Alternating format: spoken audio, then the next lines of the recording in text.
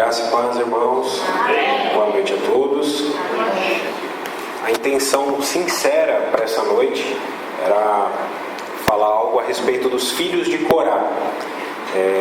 Mas é impossível falar dos filhos de Corá sem primeiramente falar do contexto de onde eles surgiram e quem foi Corá, né?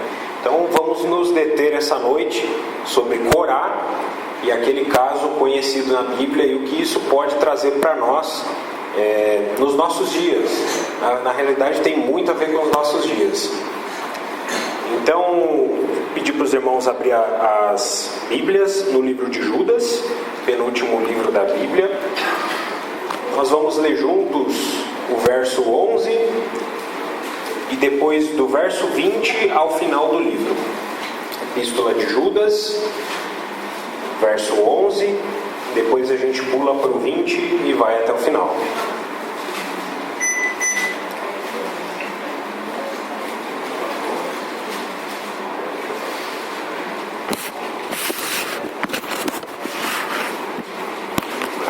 Judas aqui é o Judas Tadeu Lebeu, irmão do Senhor Jesus. Todos acharam? Podemos ler. Ai deles, porque prosseguiram pelo caminho de Caim e, movidos de ganância, se precipitaram no erro de Balaão e pereceram na revolta de Corá. Vós, porém, amados, edificando-vos na vossa fé santíssima, orando no Espírito Santo, guardai-vos no amor de Deus, esperando a misericórdia de nosso Senhor Jesus Cristo, para a vida eterna. E compadecei-vos de alguns que estão na dúvida, salvai-os, arrebatando-os do fogo. Quanto a outros, sede também compassivos em temor, detestando até a roupa contaminada pela carne. Ora, aquele que é poderoso para vos guardar de tropeços e para vos apresentar com exultação, imaculados diante da sua glória, ao único Deus, nosso Salvador, mediante Jesus Cristo, Senhor nosso, glória, majestade, império e soberania, antes de todas as eras, e agora e por todos os séculos. Amém. Vamos orar mais uma vez. Senhor, para quem iremos? Senhor, só Tu tens, Senhor, só Tu e não há mais outro que tenha, Senhor, as palavras da vida eterna. Nós temos crido e conhecido que Tu és o Santo de Deus. Senhor, nós estamos em Tua presença, nós Te amamos, nós desejamos ouvi-lo e viver contigo, Senhor, nos edificando juntamente nessa fé santíssima. Senhor, Te adorando e Te contemplando dia a dia, Senhor, sendo transformados. Guarda-nos nessa noite, de tropeços. Guarda-nos sempre de tropeços, Senhor. O nosso desejo é ser apresentados em exultação na Sua vinda, Senhor. Esse é o nosso coração, Senhor. É para isso que vivemos nesses dias tão difíceis, para encontrar o Senhor nos ares. Esse é o nosso maior anseio, Senhor. Fala, Senhor, aquilo que nós precisamos ouvir, em nome de Jesus. Eu li essa epístola de Judas, na verdade, tanto a epístola de Judas como a segunda epístola de Pedro, capítulo 2, tem tudo a ver com o texto principal onde a gente vai se concentrar hoje, que é Números capítulo 16. Antes de abrir em Lucas capítulo 16, vamos abrir em Números capítulo 33. Números capítulo 33, versículo 22. Esse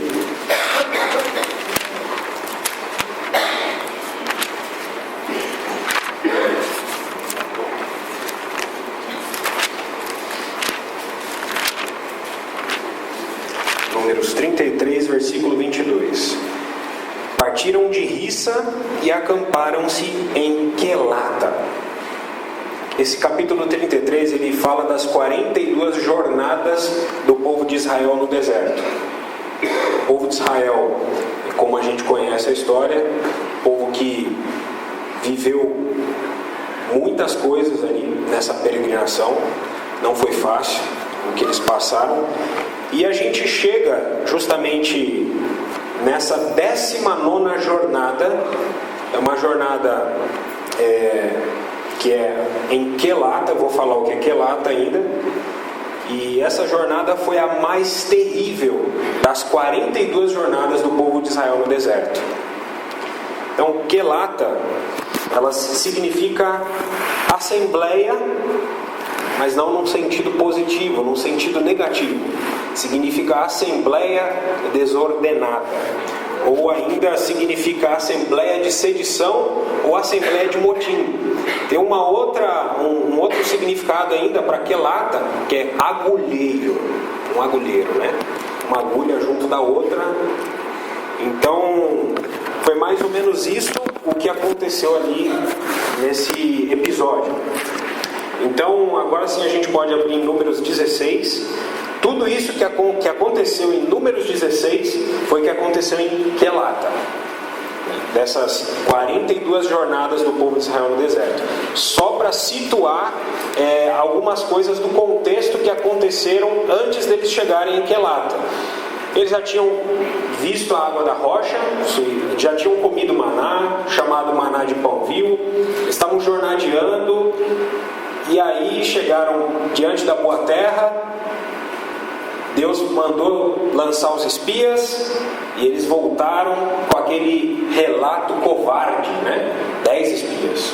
Só 2 que tiveram um relato encorajador, Josué e Caleb. Mais 10, e todos eram príncipes das suas tribos, eram pessoas importantes, todos eles voltaram com um relato negativo.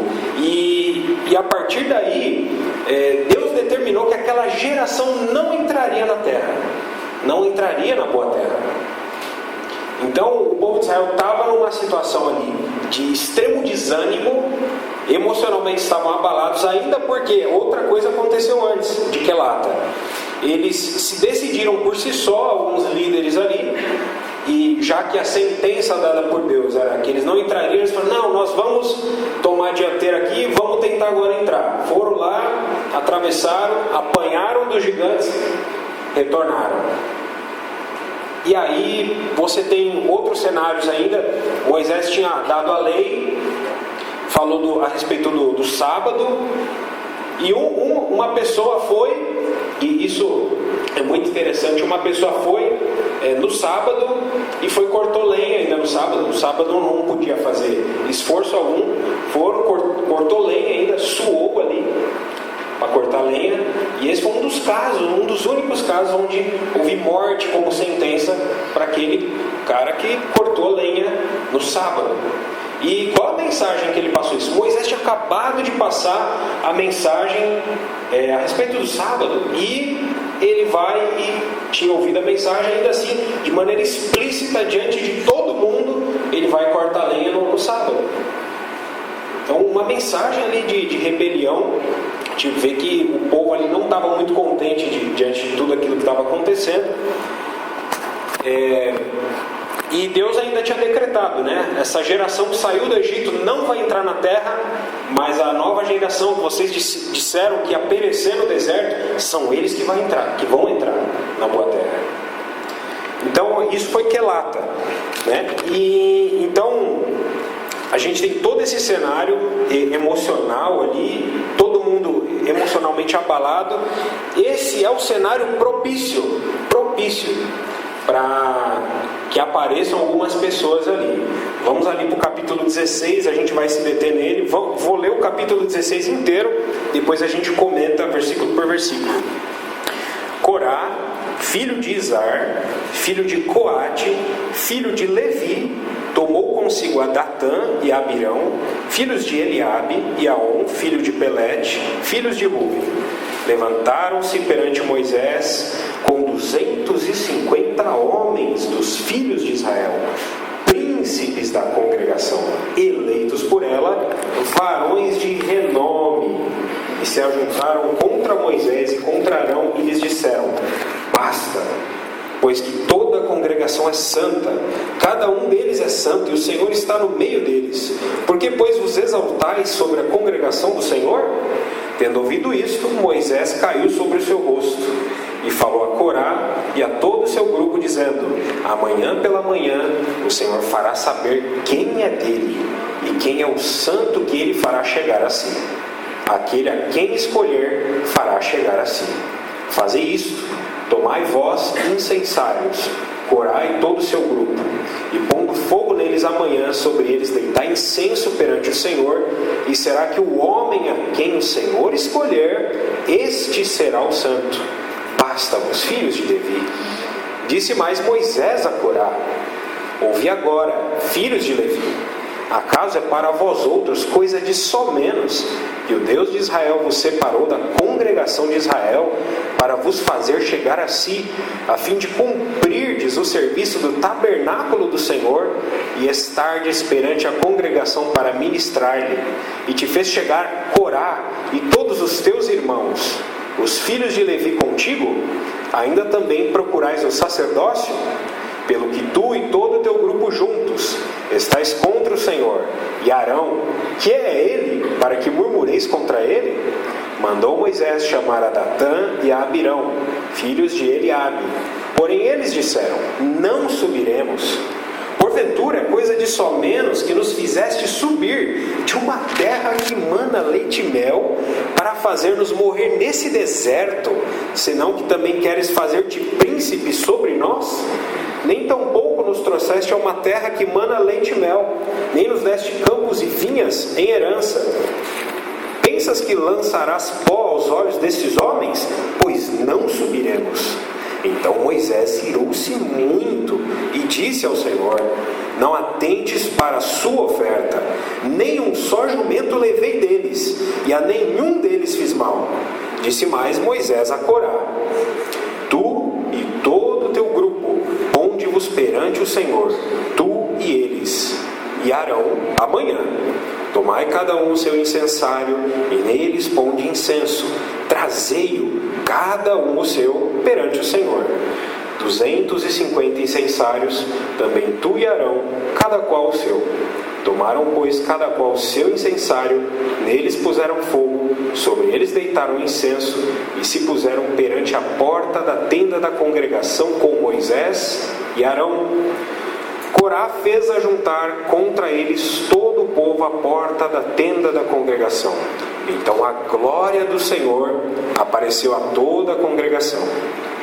Disse o Senhor a Moisés e a Arão: apartai-vos do meio desta congregação, e os consumirei num momento. Mas eles se prostraram sobre o seu rosto e disseram: ó Deus, autor e conservador de toda a vida, acaso por pecar um só homem indignar-te-ás contra toda esta congregação? Respondeu o Senhor a Moisés: fala a toda esta congregação, dizendo: levantai-vos do redor da habitação de Corá, Datã e Abirão. Então se levantou Moisés e foi a Datã e a Abirão. E após eles foram os anciãos de Israel. E disse à congregação: desviai-vos, peço-vos, das tendas destes homens perversos, e não toqueis nada do que é seu, para que não sejais arrebatados em todos os seus pecados. Levantaram-se, pois, do redor da habitação de Corá, Datã e Abirão. E Datã e Abirão saíram e se puseram à porta da sua tenda, juntamente com suas mulheres, seus filhos e suas crianças. Então disse Moisés: nisto conhecereis que o Senhor me enviou a realizar todas estas obras, que não procedem de mim mesmo. Se morrerem estes como todos os homens morrem, e se forem visitados por qualquer castigo, como se dá com todos os homens, então não sou enviado do Senhor. Mas se o Senhor criar alguma coisa inaudita, e a terra abrir a sua boca e os tragar com tudo que é seu, e vivos descerem ao abismo, então conhecereis que estes homens desprezaram o Senhor. E aconteceu que, acabando ele de falar todas estas palavras, a terra debaixo dele se fendeu, abriu a sua boca e os tragou com as suas casas, como também todos os homens que pertenciam a Corá e todos os seus bens. Eles e todos os que lhes pertenciam desceram vivos ao abismo, a terra os cobriu e pereceram do meio da congregação. Todo Israel que estava ao redor deles fugiu do seu grito, porque diziam: não suceda que a terra nos trague a nós também. Procedente do Senhor, saiu fogo e consumiu os 250 homens que ofereciam o incenso. Disse o Senhor a Moisés: diz a Eleazar, filho de Arão, sacerdote, que tome os incensários do meio do incêndio e espalhe o fogo longe, porque santos são. Quanto aos incensários daqueles que pecaram contra a sua própria vida, deles se façam lâminas para a cobertura do altar, porquanto os trouxeram perante o Senhor. Pelo que santos são e serão por sinal aos filhos de Israel. Eleazar, o sacerdote, tomou os incensários de metal que tinham trazido aqueles que foram queimados e os converteram em lâminas para cobertura do altar, por memorial para os filhos de Israel, para que nenhum estranho que não for da descendência de Arão se chegue para acender incenso perante o Senhor, para que não seja como Corá e o seu grupo, como o Senhor lhe tinha dito por Moisés. Mas no dia seguinte, toda a congregação dos filhos de Israel murmurou contra Moisés e contra Arão, dizendo: vós matastes o povo do Senhor. Ajuntando-se o povo contra Moisés e Arão, e virando-se para a tenda da congregação, eis que a nuvem a cobriu, e a glória do Senhor apareceu. Vieram, pois, Moisés e Arão perante a tenda da congregação. Então falou o Senhor a Moisés, dizendo: levantai-vos do meio desta congregação, e a consumirei num momento. Então se prostraram sobre o seu rosto. Disse Moisés a Arão: toma o teu incensário, põe nele fogo do altar, deita incenso sobre ele. Vai depressa à congregação e faze expiação por eles, porque grande indignação saiu de diante do Senhor, já começou a praga. Tomou Arão, como Moisés lhe falara, correu ao meio da congregação, eis que já a praga havia começado entre o povo. Deitou incenso nele e fez expiação pelo povo. Pôs-se em pé entre os mortos e os vivos, e cessou a praga. Ora, os que morreram daquela praga foram 14.700, fora os que morreram por causa de Corá. Voltou Arão a Moisés à porta da tenda da congregação, e cessou a praga. Essa, como eu falei anteriormente, não só eu que falo, mas muitos comentaristas bíblicos e eruditos comentam que essa foi a mais terrível de todas as jornadas do povo de Israel. Como eu falei, eles não tinham entrado no deserto de um dia para o outro. Eles já estavam um bom tempo no deserto. E inúmeros problemas surgiram nessa jornada. E como eu falei, eles estavam num momento de instabilidade emocional, sentindo ainda dores, pela derrota. E quando a gente está com dores, a gente só consegue olhar para a nossa dor. E qualquer solução, geralmente, que é apresentada, a gente corre e aceita de maneira precipitada. Esse é o nosso sentido natural de fazer as coisas. Foi exatamente nesse cenário que apareceram esses três cidadãos aqui, Corá, Datã e Abirão. Corá era da tribo de Levi, como nós lemos. Datã e Abirão não eram da tribo de Levi, eram da tribo de Ruben. E eu vou falar o significado dos nomes dos três aqui. É muito interessante isso aqui.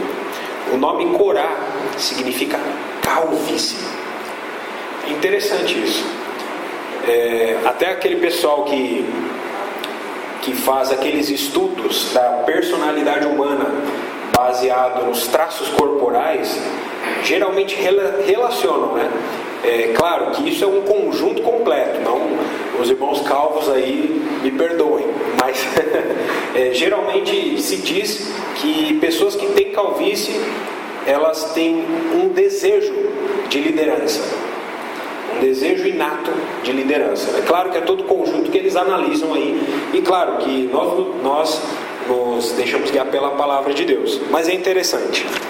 O nome Datã significa leis ou ritos. Leis ou ritos. Não está relacionado com espiritualidade nenhuma. São simplesmente leis ou ritos. E o nome Abirão, olha esse aqui, significa pai alto ou pai de engano.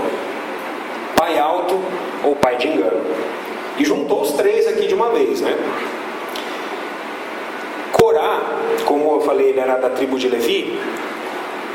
Como o texto diz, e o contexto também mostra, ele ambicionava o sacerdócio. Ele ambicionava o sacerdócio. Ele ambicionava o lugar de Arão. Para falar mais de maneira resumida também isso aqui, senão nós ficaríamos horas aqui. E ele juntou esses dois rubenitas. Por quê? Como eu falei, estava todo mundo emocionalmente abalado. E a tribo de Ruben é o primogênito de Jacó. É Ruben. Então é o momento de vocês reivindicarem o seu direito de primogenitura. Só que lá atrás, no bezerro de ouro, quem foi que se posicionou pelo Senhor? Apenas a tribo de Levi.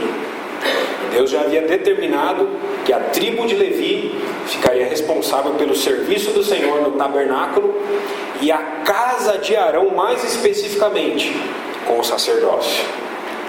E apesar de tudo isso que Corá, Datã e Abirão viram, ainda assim, diante de todos ainda os sinais e maravilhas que Deus fez no deserto, eles tiveram essa atitude, né, de tomar consigo. Eu vou ler aqui, irmãos, a versão da Bíblia de Jerusalém. Veja que interessante também está esse mesmo versículo 1 na Bíblia de Jerusalém. Coré, filho de Izar, filho de Caate, filho de Levi, Datã e Abirão, filhos de Eliabe, Ion, filho de Felete. Eliabe e Felete eram filhos de Ruben. Preste atenção nessa sentença. Não tem na versão revista atualizada. Encheram-se de orgulho. Na Bíblia de Jerusalém está aqui esse detalhe interessante. No primeiro versículo diz que eles se encheram-se de orgulho. Esse é o caso mais clássico possível, né? Onde comprova aquilo que está em Provérbios, né? De que a soberba precede a queda. E nesse caso foi uma queda bem literal. A soberba precede a ruína. E esses três encheram-se de orgulho. Antes de mais nada, né? Só para falar mais uma vez, muitas vezes a gente pensa, nós que vivemos no Novo Testamento, vivemos na igreja, mas o que uma porção de números vai trazer de benefício para nós? Na verdade, como eu li em Judas, essa passagem de Números 16, ela é uma passagem irmã da epístola toda de Judas e também de 2 Pedro capítulo 2. É uma passagem irmã, tem várias semelhanças, se os irmãos notarem, né? Se der tempo, depois a gente lê a epístola de Judas e 2 Pedro 2. Mas as semelhanças, né? Primeiro, o versículo 11 de Judas já menciona de maneira explícita a rebelião de Coré, ou Corá, como preferir. O termo original no hebraico é Korah, com esse no final mesmo, Korah, no hebraico.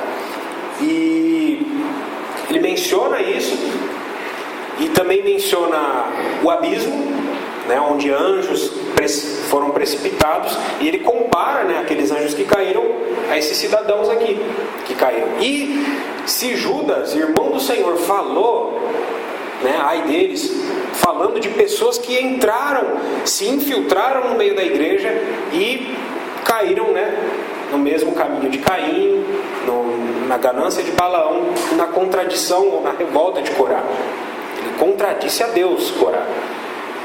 Então, essa história não só aconteceu ali na época de Judas, mas essa história vem se repetindo. E o Senhor fala isso para nós, por quê? Qual é o objetivo do Senhor para falar isso para nós? Que o povo do reino, nós não podemos ser pessoas ingênuas. O Senhor Jesus mesmo disse, né? Sejamos simples como as pombas, mas prudentes como as serpentes. Então nós temos de ser pessoas prudentes, que não são enganadas, pessoas ingênuas. Então, tudo o que foi escrito, né, a respeito do Antigo Testamento, para o nosso ensino foi escrito. Então, algo que aconteceu na igreja e que repetidamente vem acontecendo. Então, esse capítulo de Números, ele é essencial para o entendimento de 2 Pedro 2 e a Epístola de Judas. Que tudo que aconteceu aqui, aconteceu ali também. Então, continuando aqui, eu vou ler o versículo 2 da Bíblia de Jerusalém, dessa versão aqui. Levantaram-se contra Moisés juntamente com 250 israelitas, príncipes da comunidade, respeitados nas solenidades. Aí depois, varões de renome. Mas essa parte, respeitados nas solenidades, isso é algo muito importante. O que é ser respeitado na solenidade? É algo que se relaciona, claro, a ser varão de renome, mas isso significa uma aparência exterior, mas que não necessariamente significa que há algo no interior, limpeza no interior. Pode estar limpo por fora, mas por dentro não necessariamente. É uma pessoa que muitas vezes você vê na reunião, na solenidade, né, conferência, etc. Exteriormente está tudo bem, mas interiormente a coisa não está muito bem. E interessante que ele comenta aqui que são varões de renome. O rebelde, ele nunca faz as coisas sozinho. Ele nunca faz as coisas sozinho. Ele sempre se junta a outros. Sempre se junta. E no caso aqui, 250. Foram muita gente que eles conseguiram. E não foram 250 pessoas do povo, qualquer tipo de pessoa. Foram 250 homens dos filhos de Israel, príncipes da congregação. Eram pessoas influentes. O rebelde, muitas vezes ele manipula esse tipo de pessoas influentes para os seus próprios objetivos. Corá aqui, ele não disse explicitamente: eu quero o lugar de Arão. Mas esse era o objetivo dele. E por isso ele manipulou muitas pessoas ali, né? Utilizando-se da ganância também deles, porque na proposta que eles fizeram aqui, no discurso deles, a gente vai ver isso claramente. E são varões de renome. O renome deles não garantiu a entrada na terra deles. Deus não está importando-se com o nosso renome. Deus não está importando com o que os outros acham de nós. Na realidade, irmãos, para nós, só o sorriso dele que importa. Não importa o que ninguém acha de nós. Tem uma irmã, ela foi conhecida pela profunda comunhão dela com Deus, Madame Guyon. Ela fala algo a esse respeito. A irmã viveu no século 17 e eu vou ler um trecho de um livro dela, né, a esse respeito. Porque ter renome não garante nada para nós. Na verdade, irmãos, que adianta ter renome e o Espírito Santo não ter ciúmes de nós? Ela fala algo que eu acho muito lindo aqui a respeito do ciúme de Deus. Isso aqui é um trecho que ela escreveu no século 17, provavelmente em uma prisão. Ela foi várias vezes prisioneira pela sua fé. E ela fala sobre o ciúme de Deus. Eu vou ler aqui. O Senhor é ciumento? Por quê?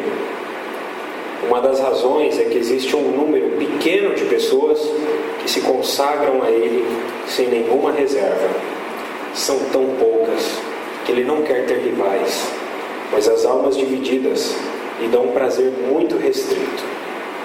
As que são inteiramente devotadas, Ele as ama muito e as olha como uma propriedade sua muito peculiar.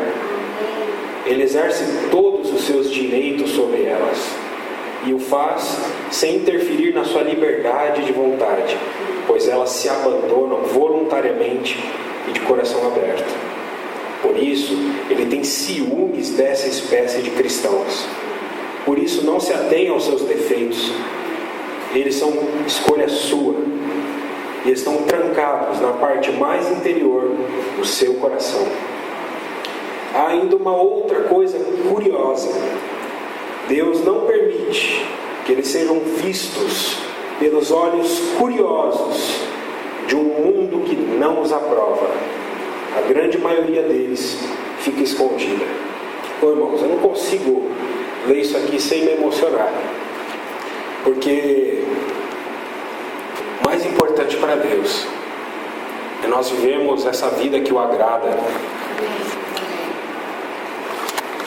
não importando de fato o sorriso dos outros, o tapinha nas costas.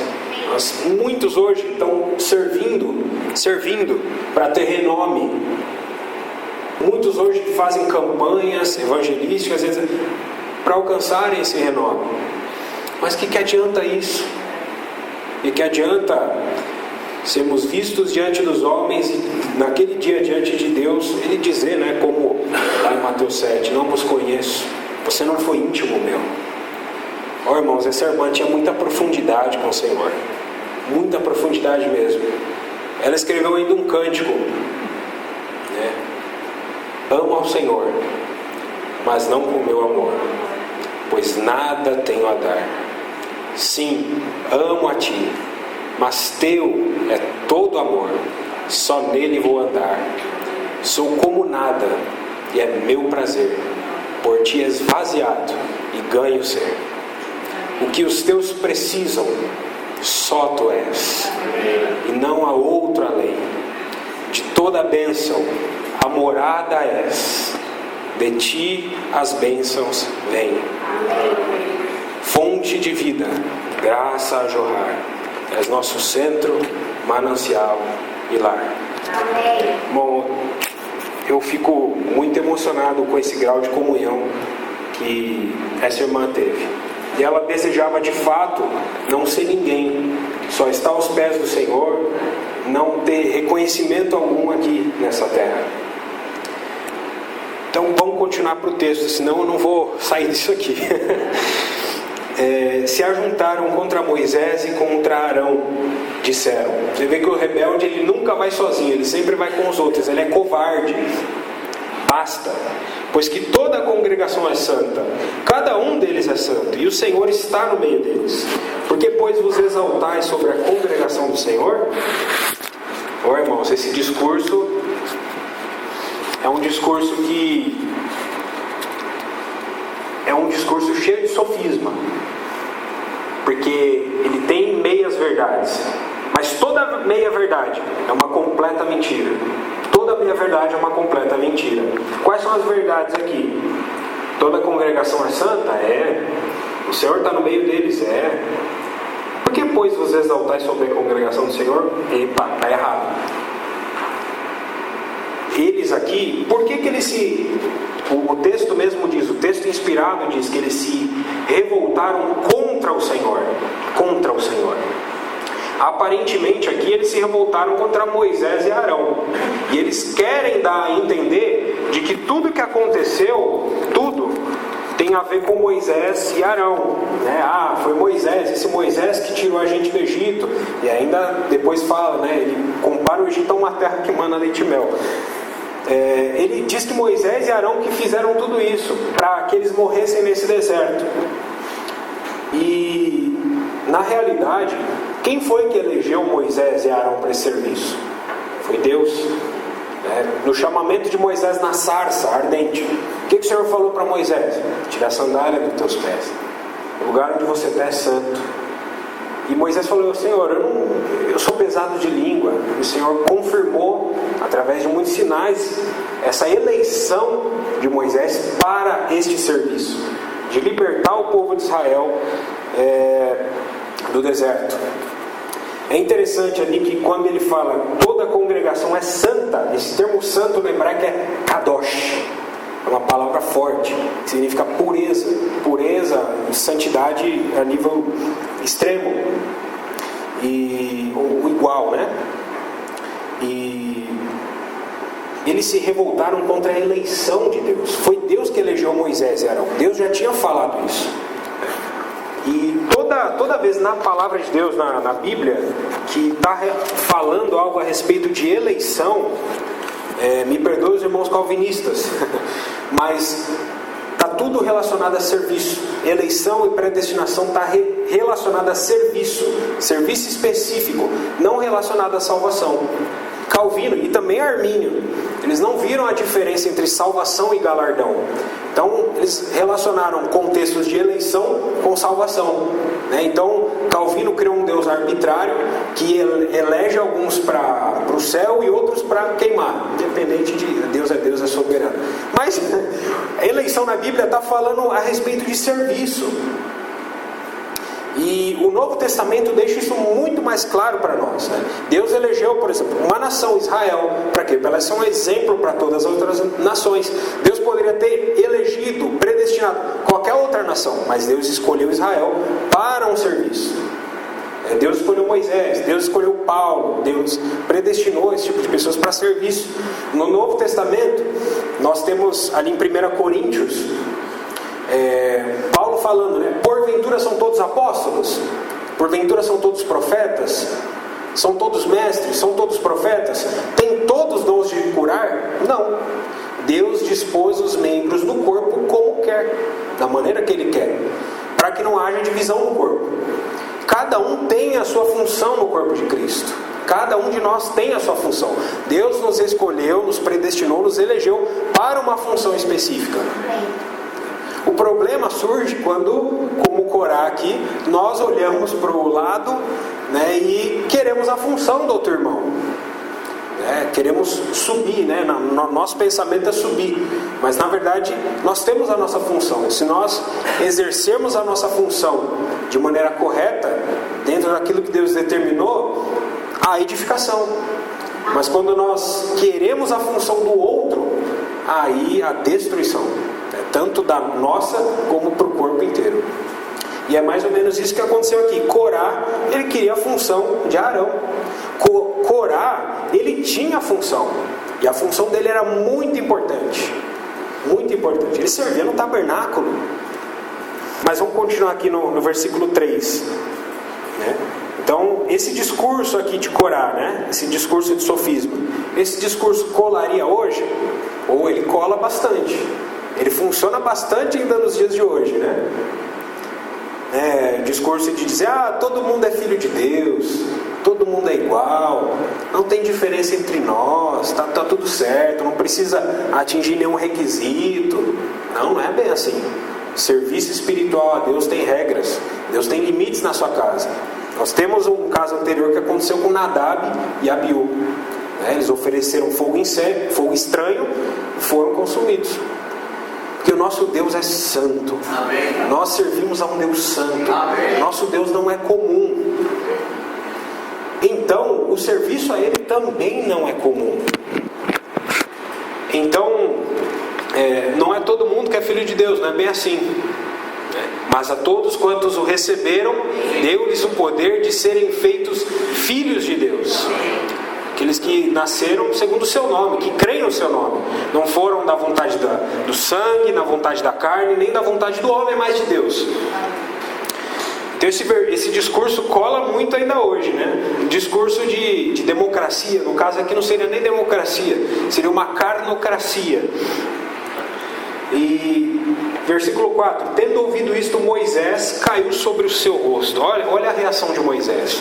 Eles acusando Moisés de ter feito alguma coisa, eles se encheram de orgulho. O que Moisés fez no versículo 4? Se encheu de humildade. Ele caiu sobre o seu rosto. Moisés se prostrou, se humilhou e falou a Corá e a todo o seu grupo, dizendo: amanhã pela manhã, ou seja, vamos esperar um tempo, vamos orar, vamos colocar isso nas mãos do Senhor. O Senhor fará saber quem é dele e quem é o santo, que ele fará chegar a si, aquele a quem escolher fará chegar a si. Ou seja, Moisés tirou a responsabilidade da mão dele. Olha, isso que você está pleiteando, é Deus quem vai resolver. Isso não está nas minhas mãos. Fazei isto: tomai vós incensários, versículo 6, Corá e todo o seu grupo, e ponde neles fogo.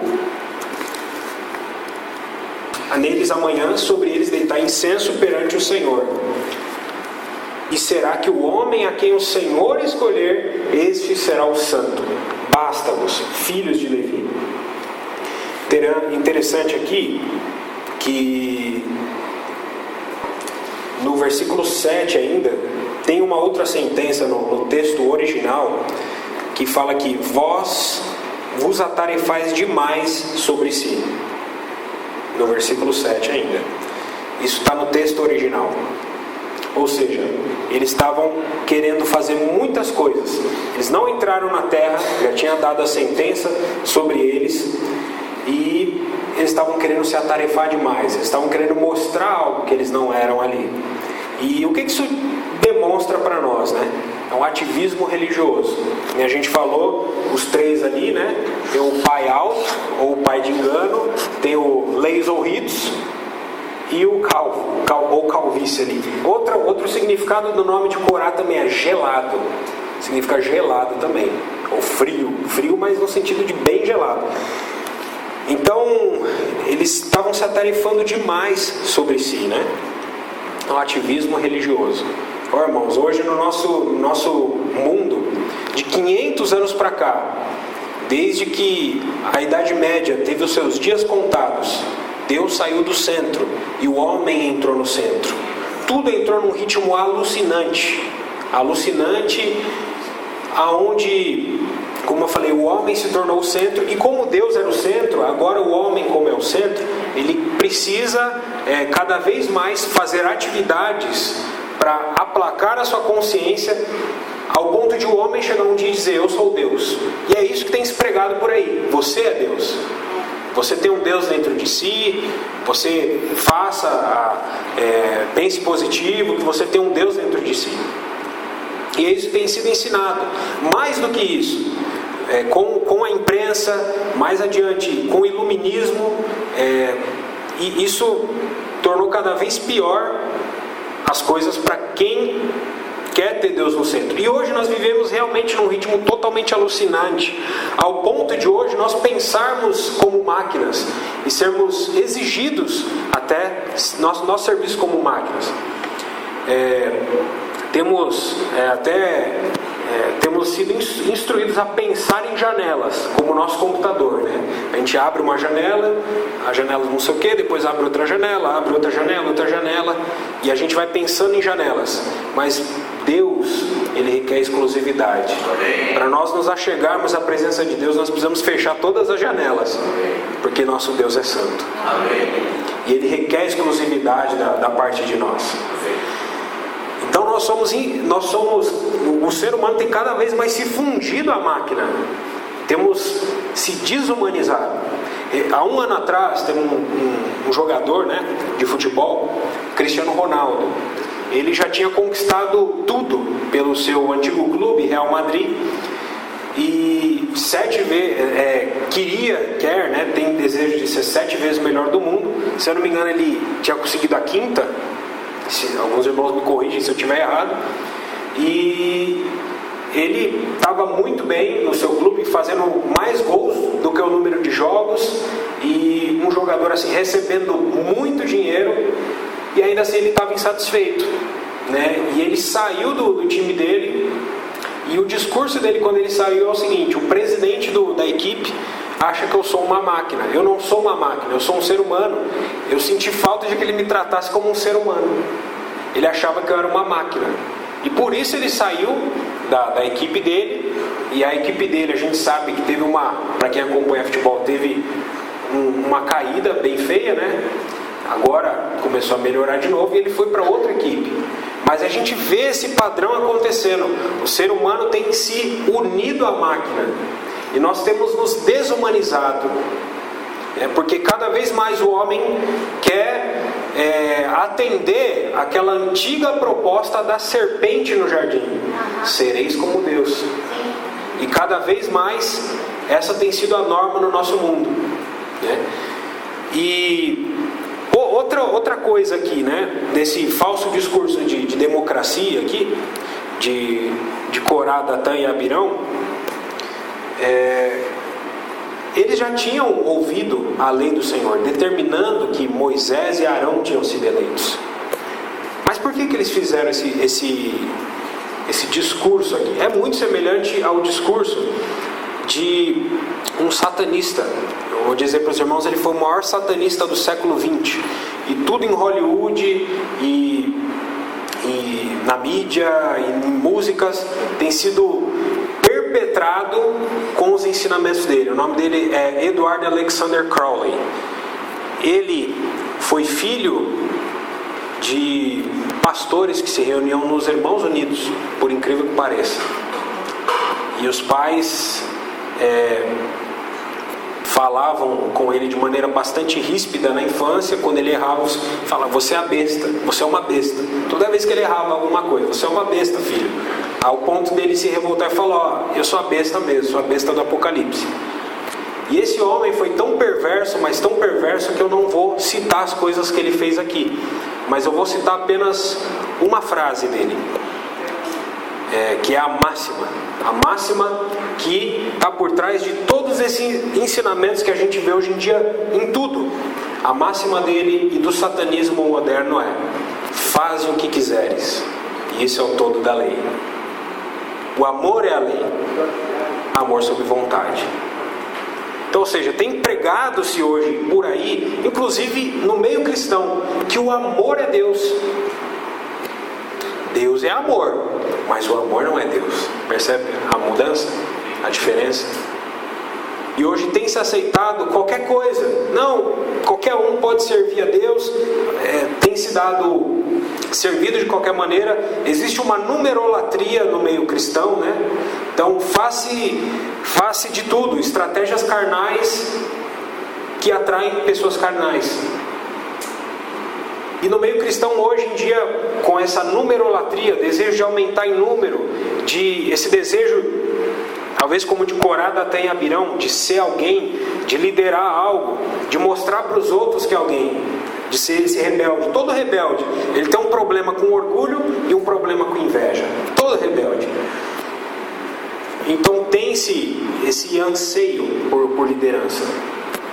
E todo rebelde, ele atrai pessoas para a sua causa, e ele pede uma fidelidade doentia, e ele pede também a perda de raciocínio dessas pessoas. A pessoa não pode questionar. Então, né, é isso que acontece com todo rebelde que cria um grupo que quer liderar algo. Então, hoje no meio cristão tem sido isso. Traz qualquer um aqui para servir no Senhor, né? Qualquer pessoa pode servir. O serviço a Deus é com excelência. Não é qualquer um que pode colocar a mão na arca, né? Como aconteceu no caso de Uzá. Ele foi colocar a mão na arca e ele foi morto. Nosso Deus é santo. E sabe, essa mensagem sobre a santidade do Senhor, isso não tem sido mais falado, não tem sido mais pregado sobre santidade.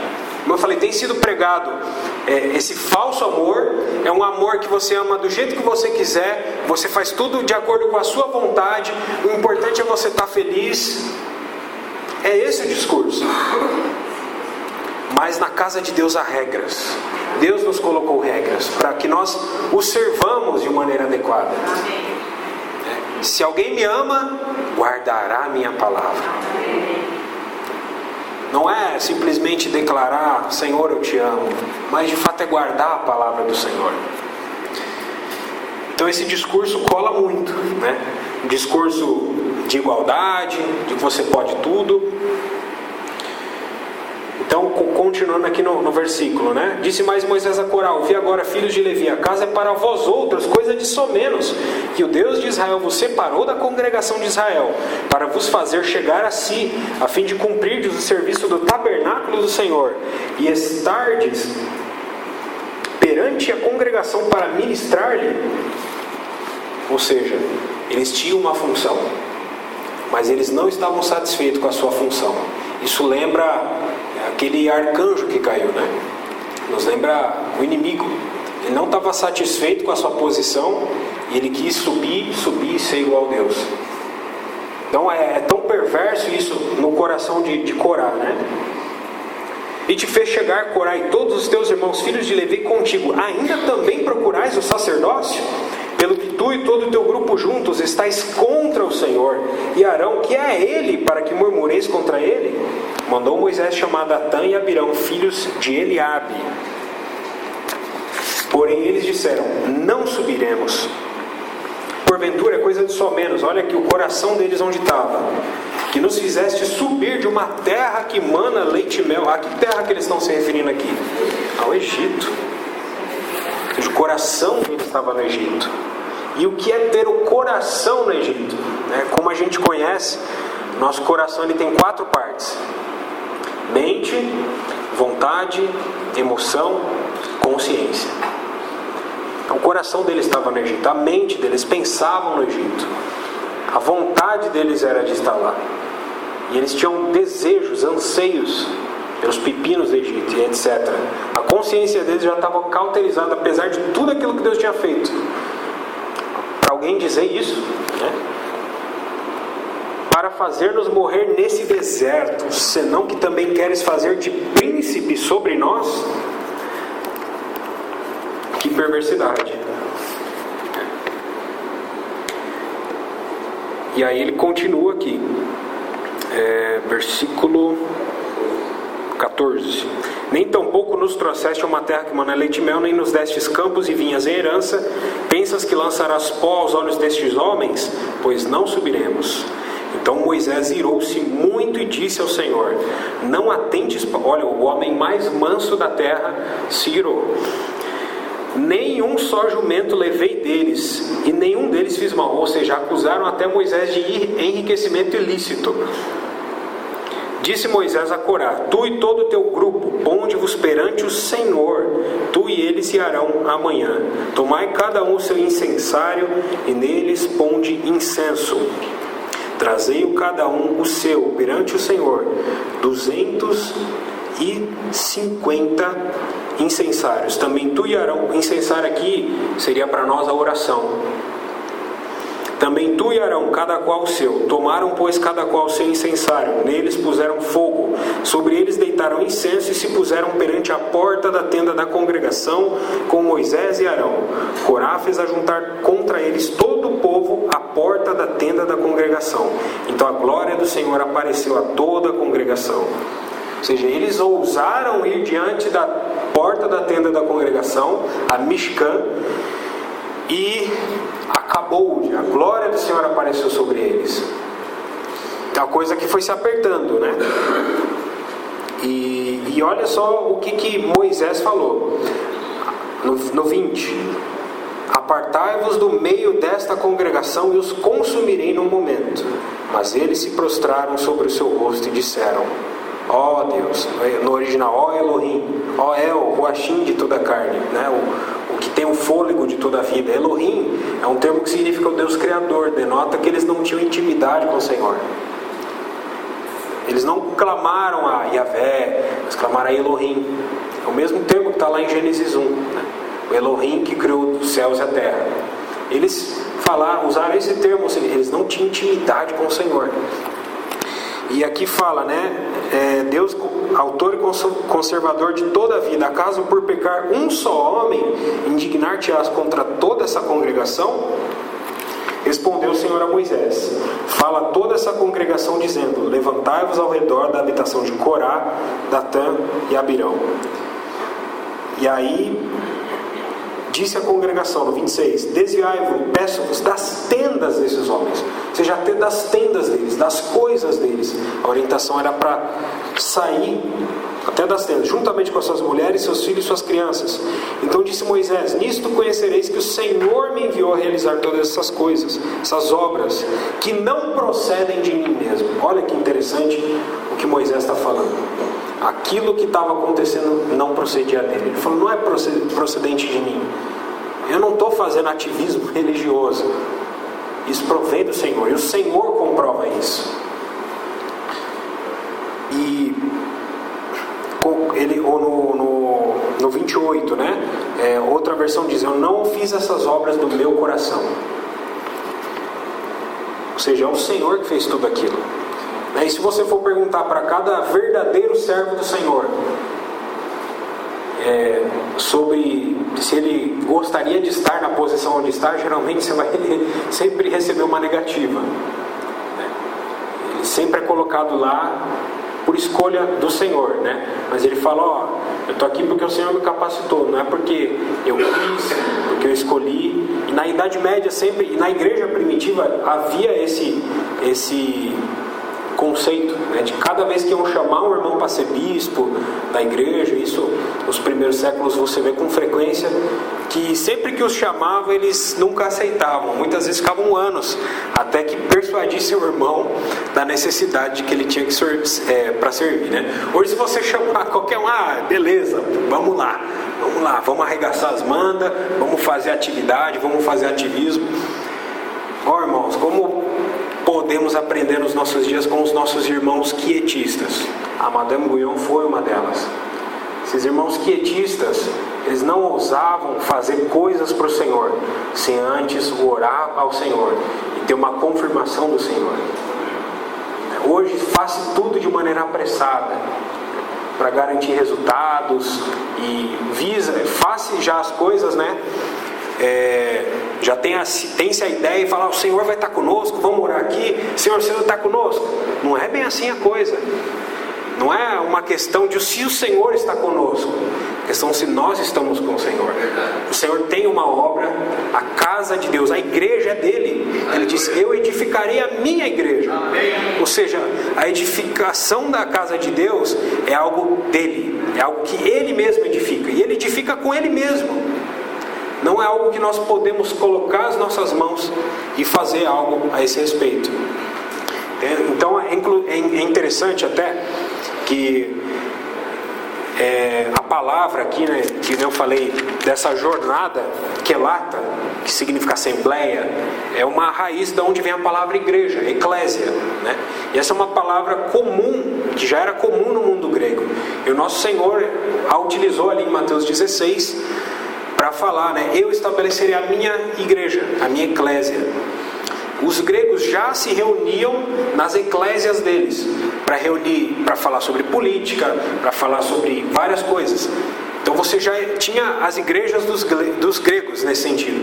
Mas veja que diferença quando o Senhor fala: eu estabelecerei a minha igreja. Aleluia. Cada eclésia, né, quando se reuniam para falar de política, a política era o centro do assunto. Eles não iam lá falar de esportes, ou das Olimpíadas gregas.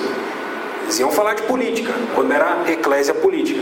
Quando nosso Senhor diz: eu estabelecerei a minha igreja, Ele já está estabelecendo um princípio ali, de que Ele seria o centro, o foco, o objetivo, a meta, o assunto da igreja. Tudo giraria em torno da vida e da obra dele. Nosso irmão Atmani ainda diz algo bastante interessante. Ele fala assim: toda experiência espiritual que não venha a nos acrescentar algo da vida e obra de nosso Senhor é espúria. Veja que interessante. Toda experiência cristã que não venha nos acrescentar algo da vida e obra do nosso Senhor é espúria, é pouco proveitosa. Porque na igreja é só Ele que importa. Porque Deus só aceita Ele. Amém. Ele é o Cordeiro que foi morto. Amém. Amém. Então, continuando aqui, vou tentar dar uma avançada.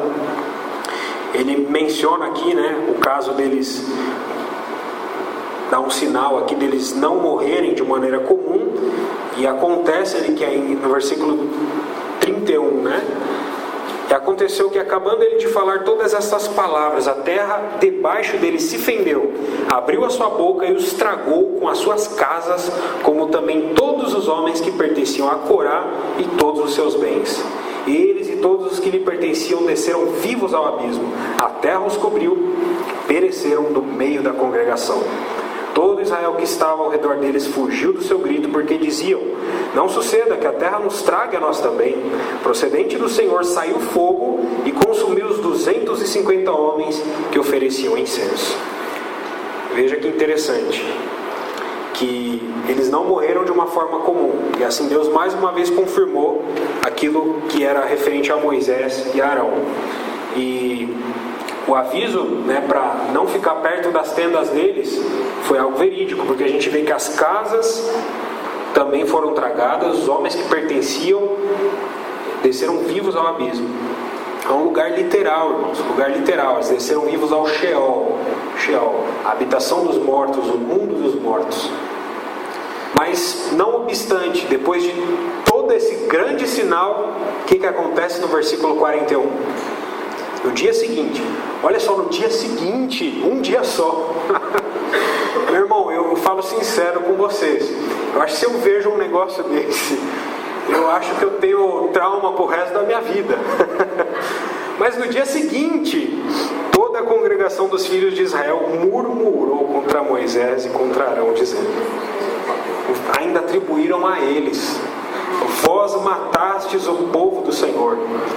E não só isso, ajuntando-se o povo, ainda mais um motim, ajuntando-se o povo contra Moisés e Arão. Isso acontece porque geralmente o povo não entende rápido, né?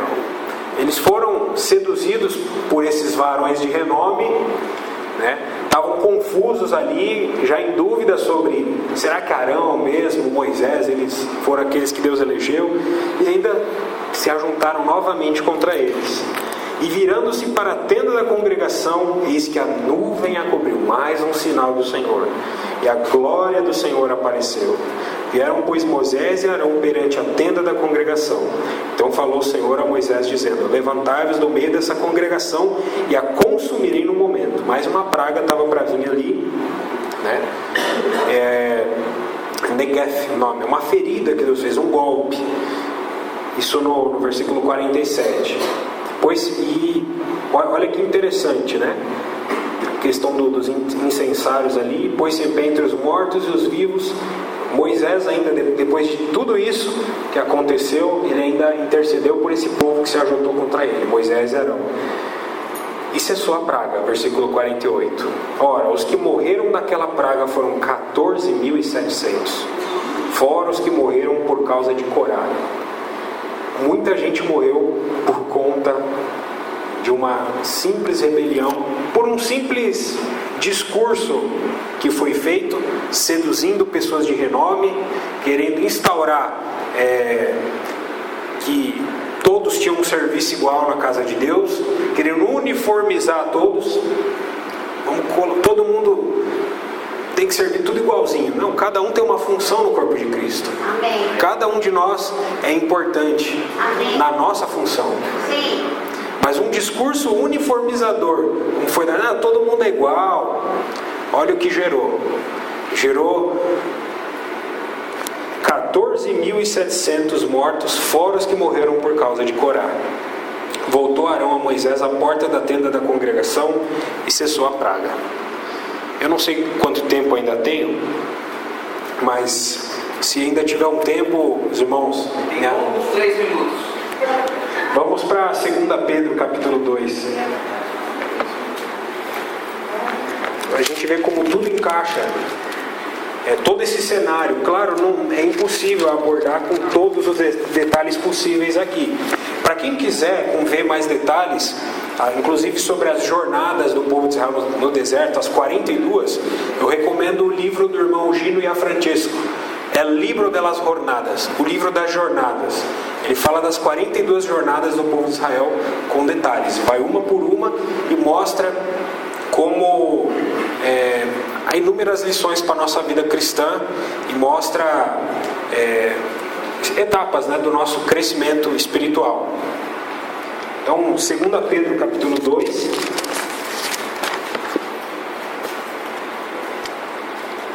2 Pedro capítulo 2. Vamos ler esse capítulo todo. Ele é muito semelhante. Só que, claro, ele traz à luz aquilo que estava ali em Números 16. Assim como no meio do povo surgiram falsos profetas, assim também haverá entre vós falsos mestres, os quais introduzirão dissimuladamente heresias destruidoras, até ao ponto de renegarem o soberano Senhor, que os resgatou, trazendo sobre si mesmos repentina destruição. E muitos seguirão as suas práticas libertinas, ou seja, faz o que quiseres. Isso é o todo da lei. E por causa deles será infamado o caminho da verdade.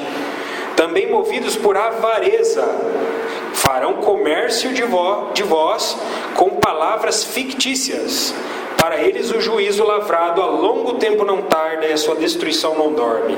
Ora, se Deus não poupou anjos quando pecaram, antes precipitando-os no inferno, os entregou a abismo de trevas, reservando-os para juízo.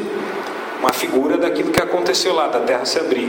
E não poupou o mundo antigo, mas preservou a Noé, pregador da justiça, e mais 7 pessoas, quando fez vir o dilúvio sobre o mundo de ímpios.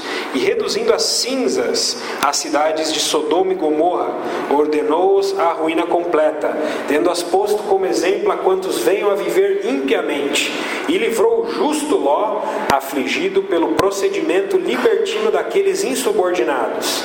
Porque este justo, pelo que via e ouvia quando habitava entre eles, atormentava sua alma justa cada dia, por causa das obras iníquas deles. É porque o Senhor sabe livrar da provação os piedosos e reservar sob castigo os injustos para o dia de juízo. Especialmente aqueles que, seguindo a carne, andam em imundas paixões e menosprezam qualquer governo, atrevidos, arrogantes, não temem difamar autoridades superiores, ao passo que anjos, embora maiores em força e poder, não proferem contra elas juízo infamante na presença do Senhor.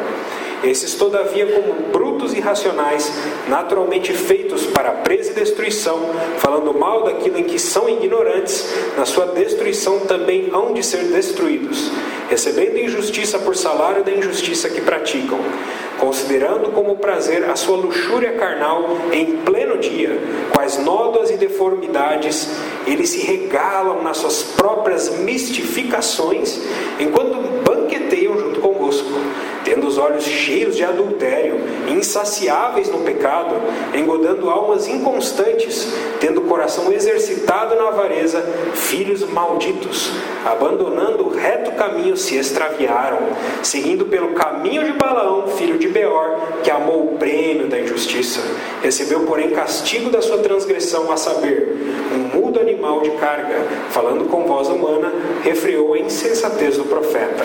Esses tais são como fontes sem água, como névoas impelidas por temporal. Para eles está reservada a negridão das trevas, porquanto proferindo palavras jactanciosas de vaidade, engodam com paixões carnais por suas libertinagens aqueles que estavam prestes a fugir dos que andam no erro, prometendo-lhes liberdade, quando eles mesmos são escravos da corrupção, pois aquele que é vencido fica escravo do vencedor. Portanto, se depois de terem escapado das contaminações do mundo, mediante o conhecimento do Senhor e Salvador Jesus Cristo, se deixam enredar de novo e são vencidos, tornou-se o seu último estado pior do que o primeiro, pois melhor lhes fora nunca tivessem conhecido o caminho da justiça, do que após conhecê-lo volverem para trás, apartando-se do santo mandamento que lhes fora dado. Com eles aconteceu que de certo adágio verdadeiro, o cão voltou ao seu próprio vômito e a porca lavada voltou a revolver-se no lamaçal. 3. Amados, esta é agora a segunda epístola que vos escrevo. Em ambos procuro despertar com lembranças a vossa mente esclarecida, para que vos recordeis das palavras que anteriormente foram ditas pelos santos profetas, bem como do mandamento do Senhor e Salvador, ensinado pelos vossos apóstolos, tendo em conta, antes de tudo, que nos últimos dias virão escarnecedores com seus escárnios, andando segundo as suas próprias paixões e dizendo: onde está a promessa da sua vinda? Porque desde que os pais dormiram, todas as coisas permanecem como desde o princípio da criação. Porque deliberadamente esquecem que de longo tempo houve céus bem como terra, a qual surgiu da água, e através da água pela palavra de Deus, pela qual veio a perecer o mundo daquele tempo afogado em água. Ora, os céus que agora existem e a terra, pela mesma palavra, têm sido entesourados para fogo, estando reservados para o dia do juízo e destruição dos homens ímpios. Há todavia uma coisa, amados, que não deveis esquecer: para o Senhor um dia é como 1000 anos, e 1000 anos como um dia. Não retarda o Senhor a sua promessa, como alguns a julgam demorada. Pelo contrário, Ele é longânimo para convosco, não querendo que nenhum pereça, senão que todos cheguem ao arrependimento. Amém, irmãos? Vamos orar, meus queridos. Senhor, obrigado, Senhor, porque nós podemos servir na Tua casa. Senhor, somos Teus sacerdotes. O Senhor nos considerou povo santo, nação santa, raça eleita, sacerdócio real. Ó Senhor, a fim de proclamar-lhes as virtudes, Senhor, daquele que nos chamou das trevas, a sua maravilhosa luz. Senhor, queremos servir conforme a Tua palavra, Senhor. Queremos oferecer-te a Ti um serviço que Te agrada, Senhor. Não queremos servir de acordo com o nosso entendimento, segundo o que achamos, Senhor, mas segundo aquilo que a Tua palavra nos diz, Senhor. Ó Senhor, livra-nos de ser como esses rebeldes. Senhor, mantém-nos na humildade, Senhor. Ó Senhor, só na humildade o Senhor pode nos usar. Só quebrantados, quebrados, ó, o Senhor pode nos usar. Senhor, obrigado, Senhor, porque o Senhor trabalha com material quebrado. Ó Senhor, mantém-nos quebrados, ó, diante de Ti, para que possa fluir de nós, ó, aquilo que Te agrada, Senhor. O nosso Senhor Jesus Cristo, que está dentro de nós. Obrigado, Senhor. Te amamos.